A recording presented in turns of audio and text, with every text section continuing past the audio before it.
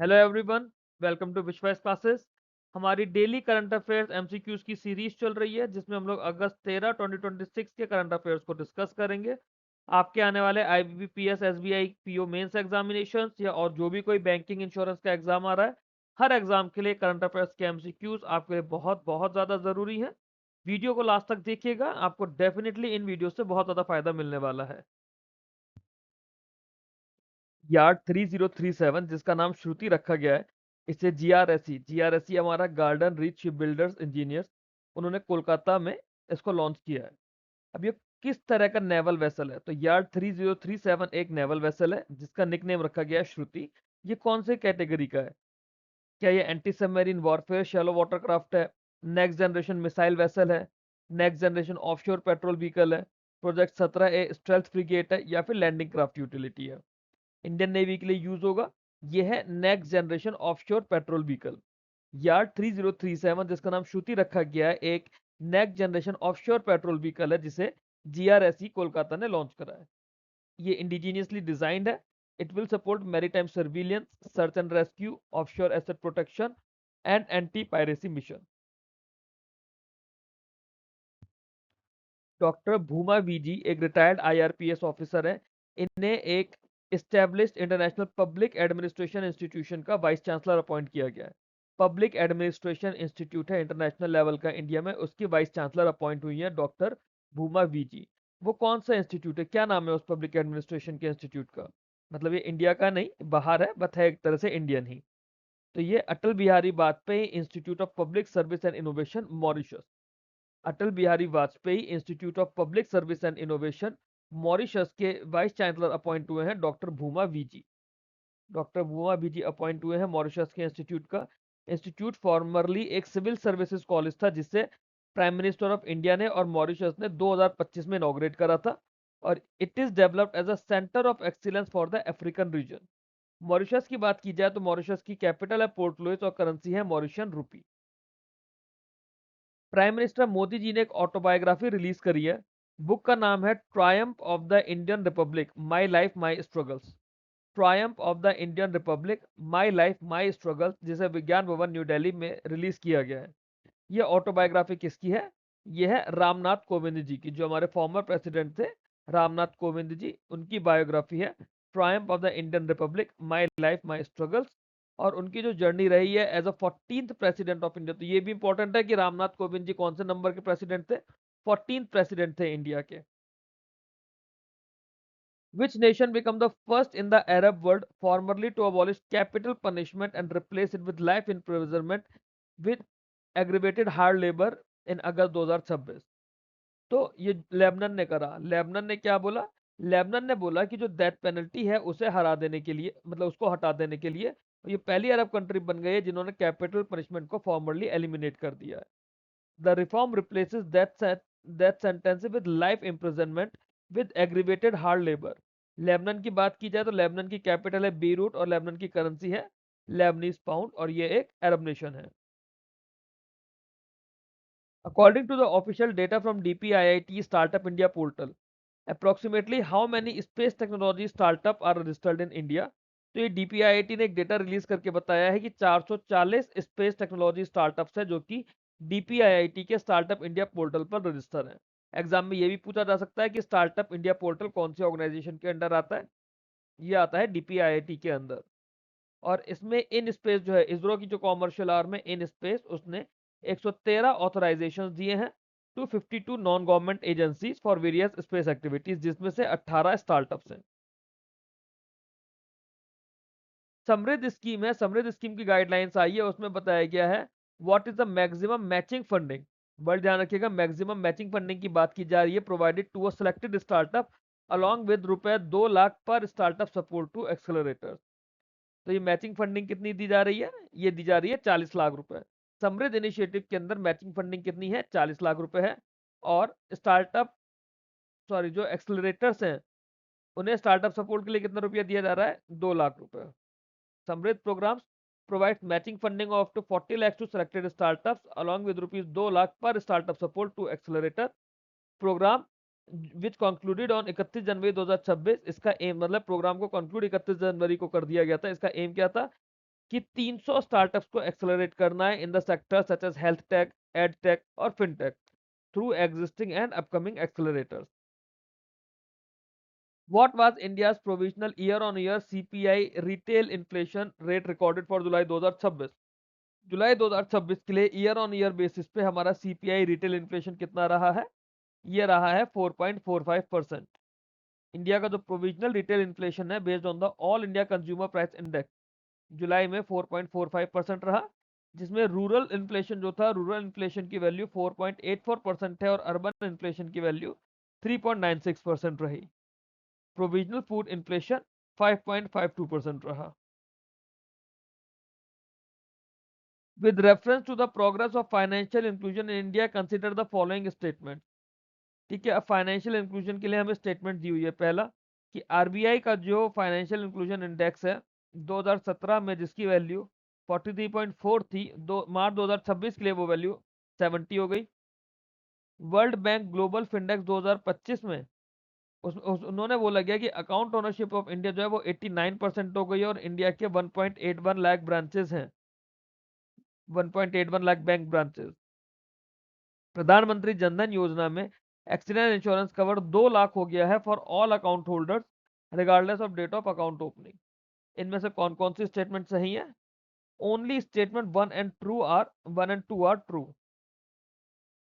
Statement 1 and 2 are correct, 3 statement correct नहीं है। RBI का फाइनेंशियल इंक्लूजन इंडेक्स है जो कि मार्च 2017 में 43.4 था और मार्च 2026 में ये वैल्यू 70 हो गई है। अकाउंट ओनरशिप जो है हमारी 89% हो गई है एज पर ग्लोबल फिंडेक्स 2025। ग्लोबल फिंडेक्स किसकी रिपोर्ट है? वर्ल्ड बैंक की रिपोर्ट है ग्लोबल फिंडेक्स। इसके अलावा ये बोला गया कि जो भी अकाउंट 28 अगस्त 2018 के बाद प्रधानमंत्री जनधन योजना के अंडर खोला जा रहा है उसके लिए एक्सीडेंटल इंश्योरेंस 2 लाख रुपए हो गया है और पुराने अकाउंट के लिए एक्सीडेंटल इंश्योरेंस 1 लाख रुपए है। यूपीआई से रिलेटेड हमें 3 स्टेटमेंट दिए हुए हैं। फाइनेंशियल ईयर 16-17 और 25-26 के बीच में जो यूपीआई का ट्रांजैक्शन वॉल्यूम है वो करीब करीब 12,000 गुना बढ़ गया है और वैल्यू 4,000 गुना बढ़ चुकी है। आईएमएफ ने यूपीआई को वर्ल्ड के largest real time payment system by transaction volume recognize करा है। जुलाई 2026 में यूपीआई की 2,365.8 करोड़ ट्रांजैक्शन हुई हैं, जिसकी अमाउंट थी ₹29,087,880.49 crore with 741 banks live on the platform. इसमें से कौन कौन सी स्टेटमेंट सही है? तो इसमें ऑल ऑफ द अबव, तीनों की तीनों स्टेटमेंट सही है। यूपीआई ट्रांजैक्शन वॉल्यूम करीब करीब 12,000 गुना बढ़ के 4,000 गुना उसका वैल्यू बढ़ चुकी है फाइनेंशियल ईयर 16-17 से लेके 25-26 तक।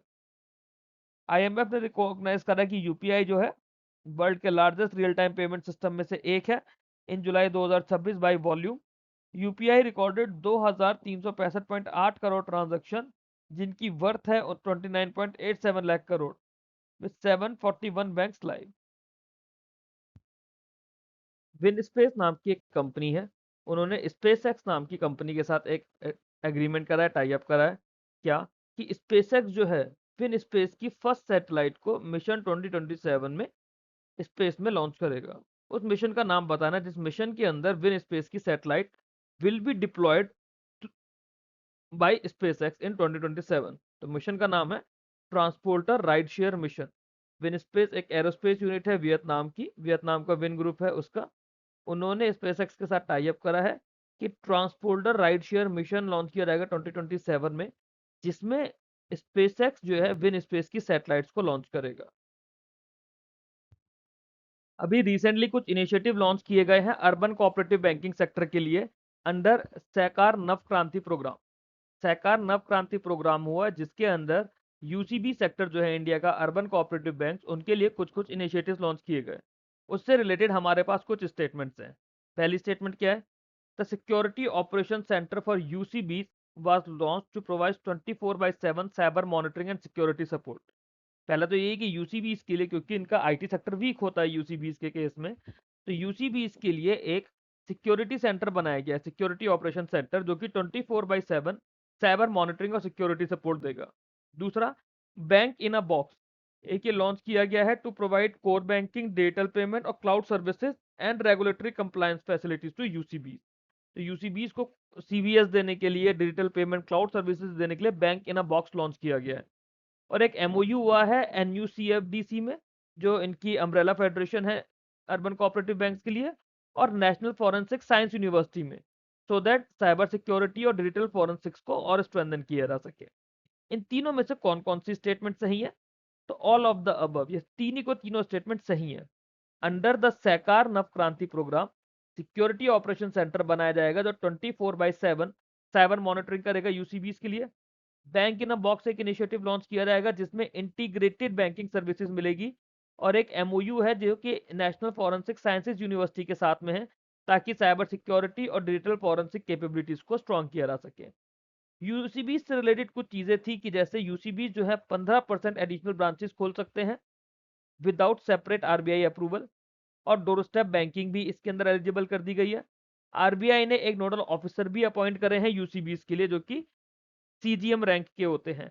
महाराष्ट्र जो इंडिया की स्टेट है, महाराष्ट्र में हाईएस्ट नंबर ऑफ यूसीबीज है, और जो उसकी एग्जैक्ट फिगर आई है रिसेंट डेटाज में, वो 449 है। तो 449 यूसीबीज अर्बन कोऑपरेटिव बैंक सिर्फ और सिर्फ महाराष्ट्र में ही सिचुएटेड है। As per the news, the Institute of Data Engineering, Analytics and Science Foundation, Institute of Data Engineering, Analytics and Science Foundation, Indian Statistical Institute, Kolkata, they will develop a software. एक software tool बनेगा under its collaboration with मॉस्पी। ठीक है, तो कौन सा software बनाने वाले हैं? तो ये लोग मिलके जीडीपी नाउ कास्टिंग टूल बनाएंगे। जीडीपी नाउ कास्टिंग टूल कौन बनाएगा? Institute of data engineering, analytics and science foundation, जो कि आईएसआई कोलकाता में है। इंडियन स्टैटिस्टिकल इंस्टीट्यूट कोलकाता में एक विंग है institute of data engineering, analytics and science foundation. उनका एक एमओयू साइन हुआ है, कोलैबोरेशन साइन हुआ है मॉस्पी के साथ, ministry of statistics programme implementation के साथ में, और इसके साथ मिलके जीडीपी नाउ कास्टिंग नाम का एक टूल बनाएंगे। जीडीपी नाउ कास्टिंग क्या है? ये एक टूल है to estimate current economic activity before the release of official GDP figures, ताकि एविडेंस बेस्ड पॉलिसी मेकिंग की जा पाए। न्यूज के अंदर एक बुक की बात की गई है, operational risk management a practical guide to urban cooperative banks. ये होम मिनिस्टर अमित शाह जी ने रिलीज करा है। सवाल है कि इस बुक को लिखा किसने है? Operational risk management a practical guide to urban cooperative banks, तो इसको लिखा है जीपी मिस्त्री ने, और हमारे होम मिनिस्टर अमित शाह जी ने इस बुक को रिलीज करा है। GP Mistry ji former deputy governor थे आरबीआई के, जीपी मिस्त्री। ये कॉफी टेबल बुक है जिससे यूसीबीज की या कोऑपरेटिव बैंकिंग की हिस्ट्री जो है इंडिया में, उसको दर्शाने के लिए लिखा गया है। A practical guide to urban cooperative bank. अभी क्वार्टरली बुलेटिन आया है periodic labour force service PLFS का, जो कि अप्रैल से जून 2026 क्वार्टर के बारे में बात कर रहा है। इसमें क्या क्या बताया गया है? पहला, unemployment rate for person age 15 and above increase to 5.4% in April June 2026. Overall labor force participation rate declined to 54.6% from 55.5% in the previous quarter. Among the urban females, the employment rate was 8.7% compared with 6.1% among urban males. तो इसमें से कौन कौन से statement सही हैं?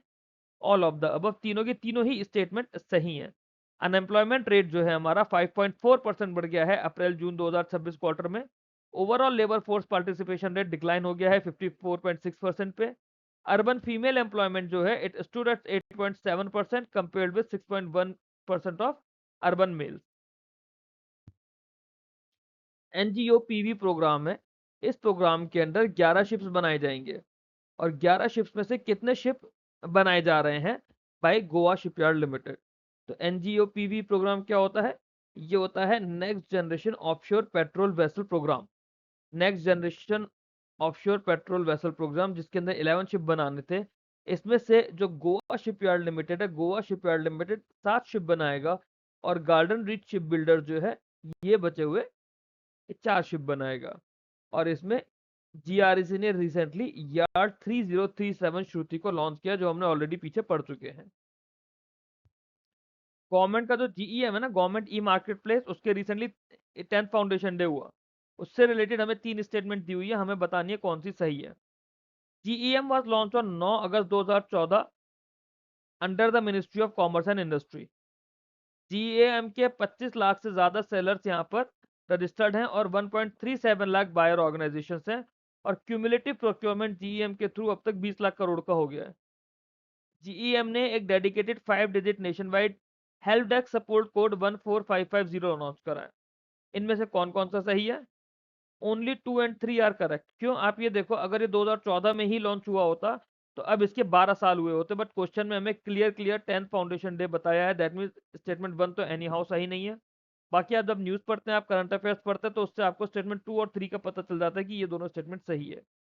तो GEM के पास 25 लाख से ज्यादा सेलर्स हैं, 1.37 लाख से ज्यादा बायर्स ऑर्गेनाइजेशन हैं, और अब तक 20 लाख करोड़ रुपए का क्यूमुलेटिव पेमेंट हो चुका है, जो क्यूमुलेटिव प्रोक्योरमेंट हुआ है।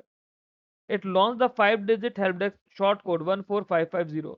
जीएम को एक्चुअली में लॉन्च किया गया था 9 अगस्त 2016 को, और ये लॉन्च किया गया था ministry of commerce and industry के अंडर।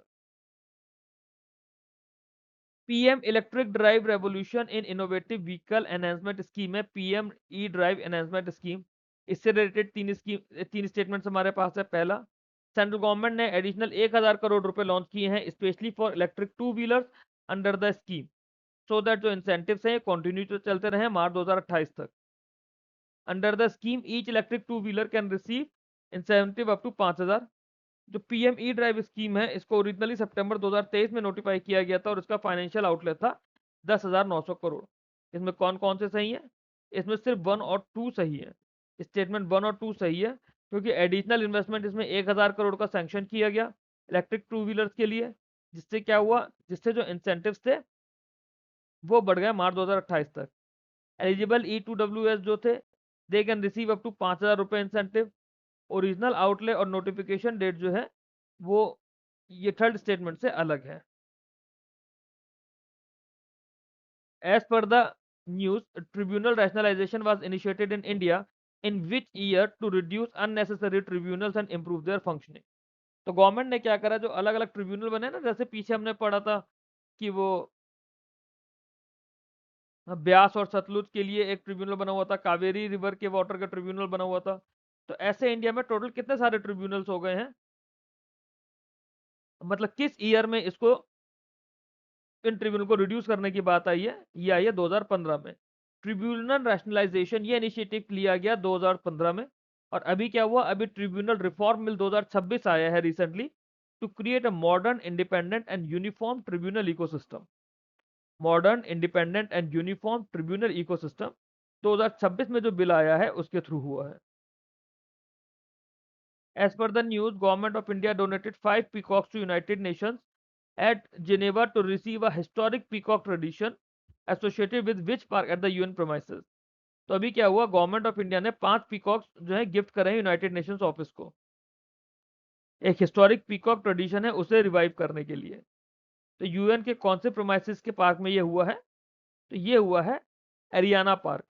आंसर की एक्सप्लेनेशन क्या है? गवर्नमेंट ऑफ इंडिया ने 5 पीकॉक डोनेट करे हैं यूएन ऑफिस को at Geneva to revive the historic peacock tradition associated with Ariana park. Group के अंदर 4 ब्लू पी फाउल हैं और 1 व्हाइट फेदर्ड मेल पीकॉक है, जो कि यूनाइटेड नेशंस के कलर को सिंबल एक तरह से सिंबलाइज करता है। Which ministry signed a memorandum of understanding with the Department for Promotion of Industry and Internal Trade DPIIT के साथ एक मिनिस्ट्री ने टाई अप करा है, एमओयू साइन करा है। किस लिए? To accelerate the commercialization and global market access of India geographical indication product. तो डीपीआईआईटी ने क्या करा, डीपीआईआईटी ने मिनिस्ट्री के साथ में एक एमओयू साइन करा, जिसके अंदर ये बोला गया कि जो भी हमारे जीआई टैग प्रोडक्ट्स हैं उनका कॉमर्शलाइजेशन बढ़ाया जा सके, उन्हें ज़्यादा से ज़्यादा कॉमर्शलाइजेशन का ऑप्शन मिले, ग्लोबल मार्केट के साथ कनेक्ट हो जाए। उसके लिए कौन सी मिनिस्ट्री रिस्पॉन्सिबल है? तो ये है ministry of micro small and medium enterprises, जो इसके लिए रिस्पॉन्सिबल है।